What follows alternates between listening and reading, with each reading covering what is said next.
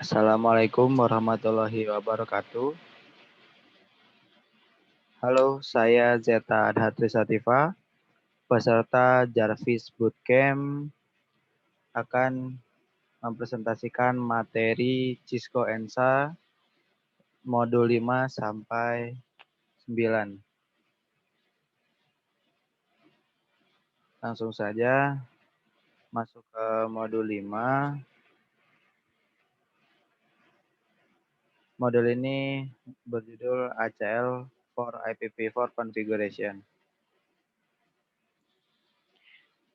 Standar ACL. Standar ACL jenis ACL ini hanya bisa memfilter atau membatasi paket berdasarkan IP address dan diterapkan pada interface yang terdekat dengan tujuan. Nah, itu standar ACL.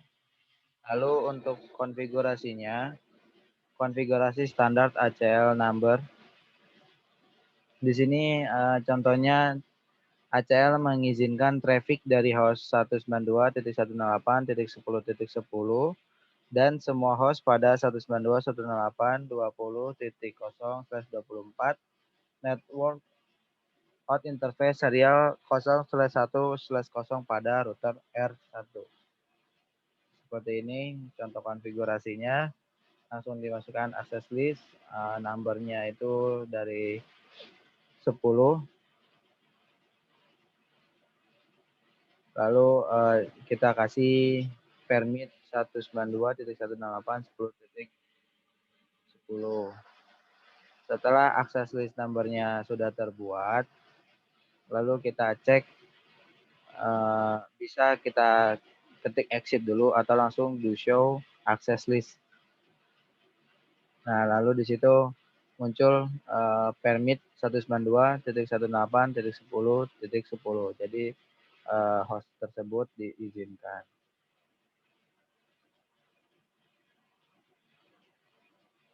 Lalu adalah yang ke bawah lanjutannya. Access list 10 remark AC permit host in LAN 2. Access list 10 permit 192.168.20.0 dengan wildcard-nya 0.0.0.255. Lalu seperti yang tadi show access list. Itu akan terlihat IP network dan wildcard-nya. Setelah itu kita pilih interface untuk network out-nya. Di situ kita masuk karena di sini contohnya interface serial, jadi kita masuk ke interface-nya. Interface serial 0/0/1/0. Lalu kita beri IP access min group 10 out. Lalu N. Itu untuk konfigurasi standar ACL yang number. Setelah terkonfigurasi, gunakan perintah show running config untuk meninjau ACL dalam konfigurasi. Nah, yang sebelah kiri ini untuk show run-nya nanti terlihat akses list apa aja yang tadi sudah kita buat. Dan yang sebelah kanan ini show IP INT serial 0/1/0. Nah, itu ada outgoing dan inbound.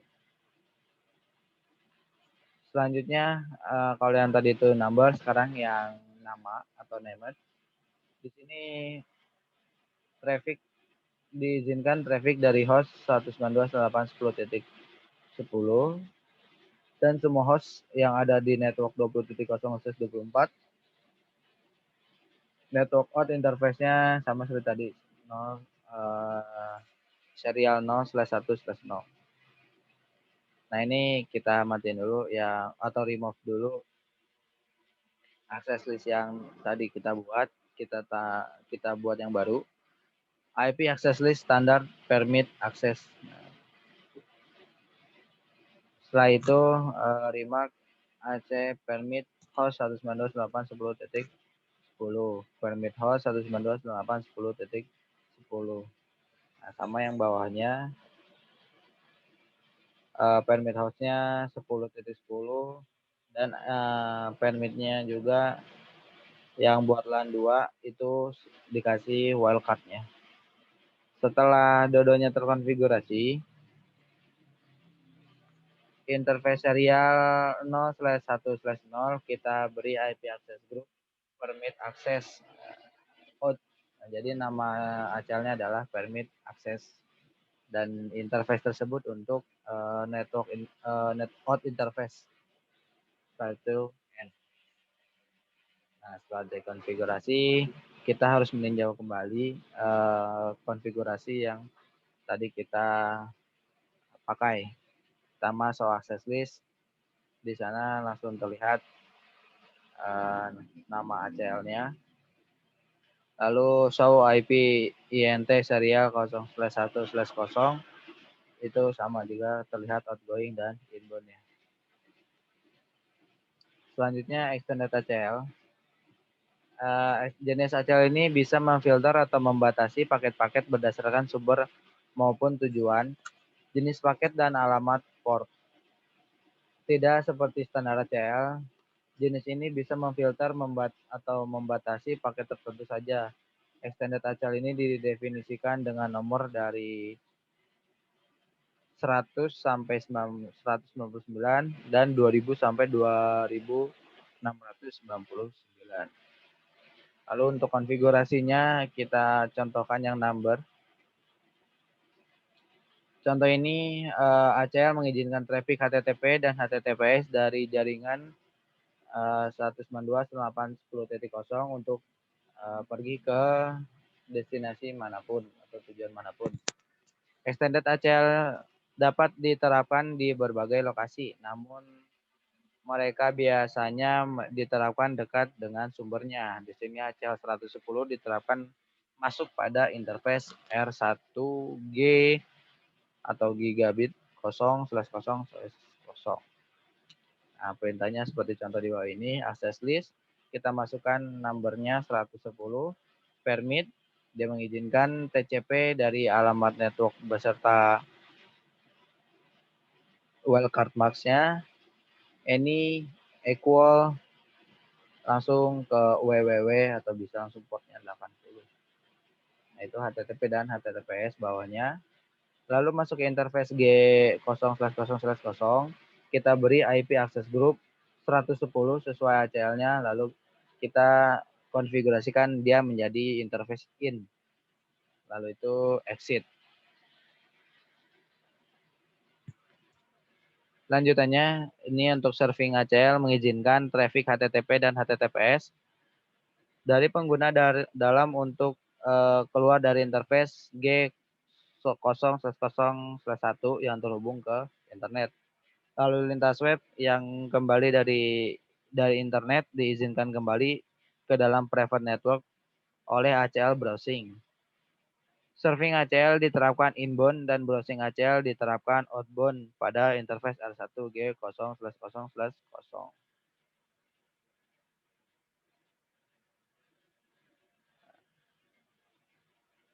Seperti di sebelah kanan ini ada contoh konfigurasinya. IP, access list, extended serving, lalu diberi remark. Ini untuk permit inside HTTP dan HTTPS traffic. Kita izinkan permit TCP IP network beserta portnya, port 80 dan 443, setelah itu exit. Setelah serving selesai, kita membuat extended browsing. Nah, ini kita remark, ini only permit return HTTP dan HTTPS traffic. Kita izinkan TCP, lalu IP network dan wildcard mark-nya, stabilized, exit. Interface G0/0/0, kita masukkan IP access group serving in dan masuk juga IP access group browsing. Lalu setelah itu kita tinjau kembali dengan show access list. Nah, ini ada extend IP access serving, lalu ada yang list browsing. Nah, setelah ada yang match itu berarti udah terhit.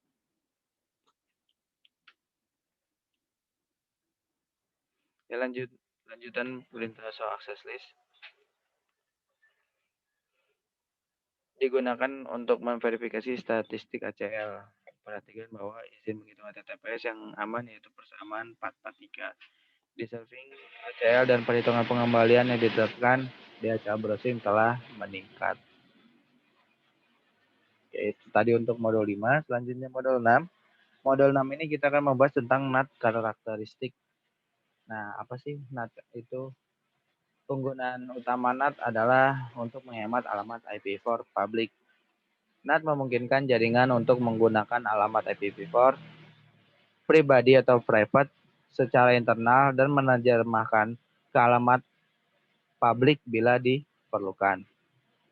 Jaringan sudah umum mengimplementasikan menggunakan alamat IPv4 seperti yang sudah ditentukan oleh RFC 1918.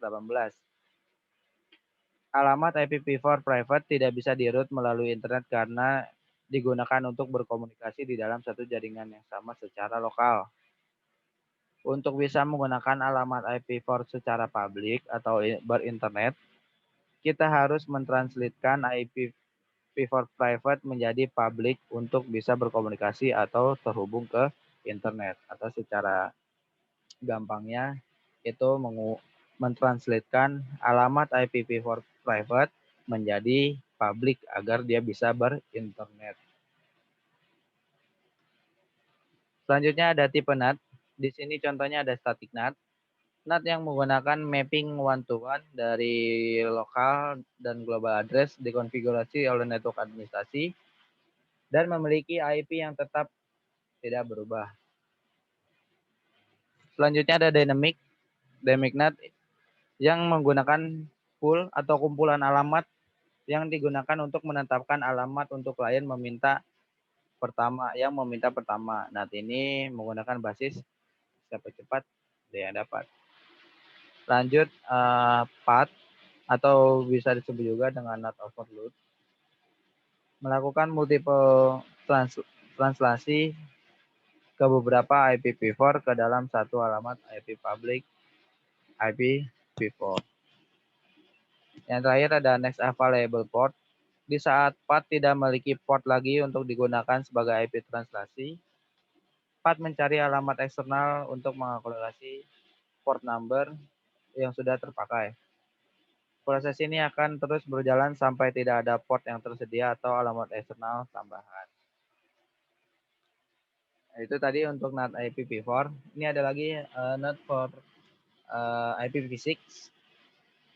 IPv6 dikembangkan dengan tujuan membuat NAT untuk IPv4 dengan terjemahan antara alamat IPv4 publik dan pribadi itu menjadi tidak diperlukan lagi. Namun IPv6 memang menyatakan ruang alamat pribadi IPv6 sendiri itu unique local address atau ULA. IPv6 memang menyediakan terjemahan protokol antara IPv4 dan IPv6 yang dikenal sebagai NAT 64. Itu untuk penjelasan NAT. Selanjutnya modul 7 tentang WAN concept. WAN atau kepanjangan dari Wide Area Network. Jaringan WAN adalah jaringan komputer memiliki cakupan area yang luas, meliputi antar kota, wilayah, bahkan antar negara untuk bisa saling berkomunikasi dan bertukar data informasi.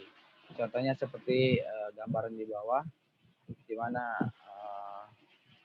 situ ada kantor cabang, pembantu kas, beberapa kantor cabang dan terhubung ke kantor pusat secara beda tempat atau bisa dibilang antar kota, bahkan bisa juga antar negara. WAN private dan public. WAN private dan public. Private WAN adalah koneksi yang didedikasikan untuk satu pelanggan. Private WAN menyediakan hal-hal berikut. Pertama, tingkat layanan terjamin, bandwidth yang konsisten, yang terakhir keamanan. Selanjutnya public WAN biasanya disediakan oleh ISP atau penyedia layanan telekomunikasi menggunakan internet. Dalam hal ini, tingkat layanan bandwidth dapat bervariasi dan koneksi bersama tidak menjamin keamanan. Di WAN itu ada topologi. Topologi WAN-nya yang pertama ada menggunakan logical topologi. Yang pertama point to point topologi, ada hub and spoke topologi, dual hop topologi, full method topologi, partially method topologi. Fungsi jaringan WAN. Pada dasarnya fungsi dari jaringan WAN ini adalah untuk menghubungkan komputer satu dengan komputer yang lainnya. Akan tetapi untuk fungsi lebih mendetail dari jaringan WAN ini antara lain adalah yang pertama mengintegrasikan menghubungkan jaringan LAN dan MAN ke dalam satu jaringan WAN. Mempercepat arus informasi dan komunikasi yang dilakukan dalam sebuah jaringan. Selanjutnya, menjamin arus informasi yang lebih efisien, mencegah terjadinya miskomunikasi, juga lebih hemat biaya yang digunakan untuk keperluan operasional. Mendukung operasionalitas perusahaan tingkat nasional dan internasional. Selanjutnya ada cara kerja WAN-nya. Di sini cara kerja WAN-nya kita contohkan dalam sebuah studi kasus. Sebuah perusahaan akan memilih dan menempatkan satu komputer server untuk kebutuhan akses database yang dimiliki. Kemudian komputer server akan mengirimkan informasi database dan juga paket data ke seluruh jaringan yang telah dibangun sesuai topologi. Dengan adanya topologi jaringan yang telah dibangun, maka komputer klien atau user bisa mengakses seluruh informasi ke komputer server meski berada di luar pulau. Nah, ini sangat membantu ketika kita tidak ada di dalam kantor, tapi kita masih bisa mengakses data tersebut di luar pulau karena WAN tersebut. Selanjutnya modul 8. Ini tentang VPN dan IPsec konsep. Teknologi VPN.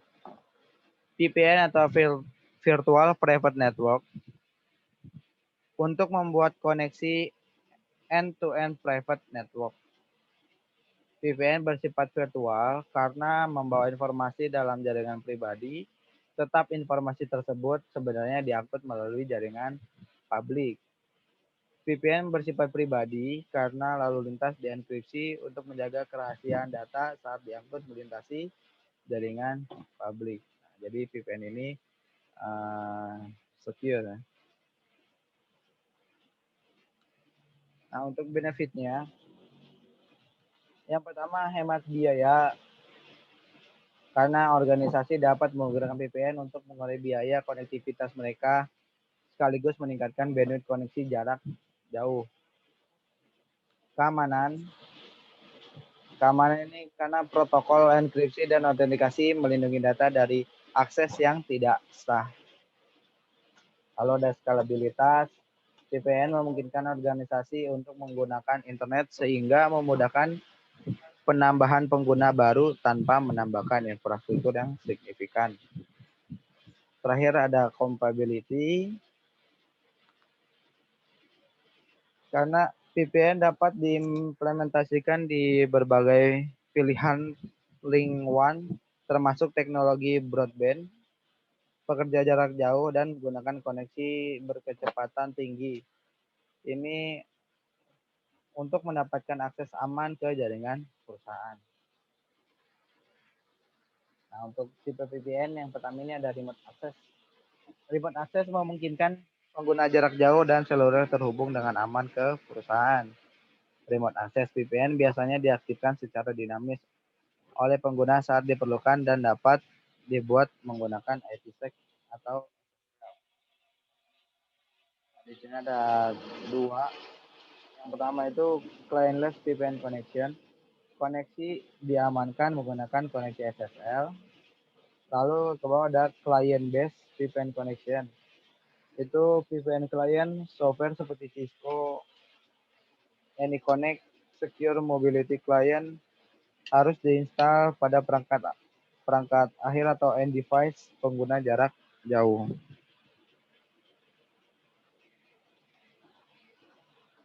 Lalu selanjutnya ada SSL VPN. SSL menggunakan infrastruktur kunci publik dan sertifikat digital untuk mengautentikasi rekan-rekan. Jika jenis metode VPN yang dapat diterapkan didasarkan pada persyaratan akses dan proses TI organisasi.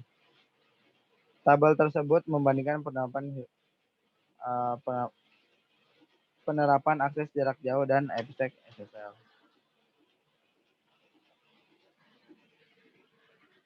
Site to site IPsec VPN.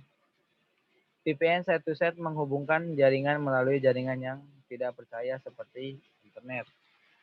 Host akhir atau end device and host mengirim dan menerima lalu lintas TCP/IP normal yang tidak terenkripsi melalui gateway VPN.